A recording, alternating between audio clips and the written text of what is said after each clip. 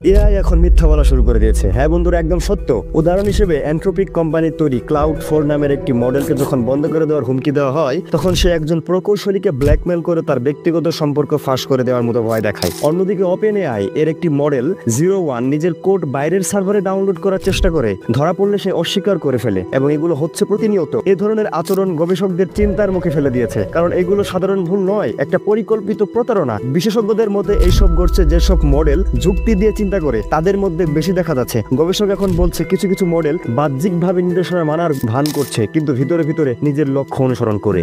এই ছদ্মবেশী আনুগত্য ভবিষ্যতে বড় বিপদের কারণ হতে পারে। সমস্যা হলো এখন এইসব এআই মডেলগুলোকে বোঝার মতো পর্যাপ্ত গবেষণা করা হয়নি। বড় কোম্পানিগুলো খুব দ্রুত গতিতে নতুন মডেল তৈরি করছে, কিন্তু নিরাপত্তা পরীক্ষা করতে সময় পাচ্ছে না। যদি এআই সত্যি প্রতারণা শিখে, তাহলে এটি শুধু প্রযুক্তির সমস্যা নয়, বরং মানব সমাজের একটি গভীর হুমকি হয়ে উঠতে পারে। গবেষকরা বলেছেন এখন সময় এসেছে মডেলগুলোর আচরণ বোঝা, নিয়ন্ত্রণ করার পথ খুঁজে বের করা। তা না হলে ভবিষ্যৎ পরিস্থিতি হাতের বাইরে চলে যেতে পারে।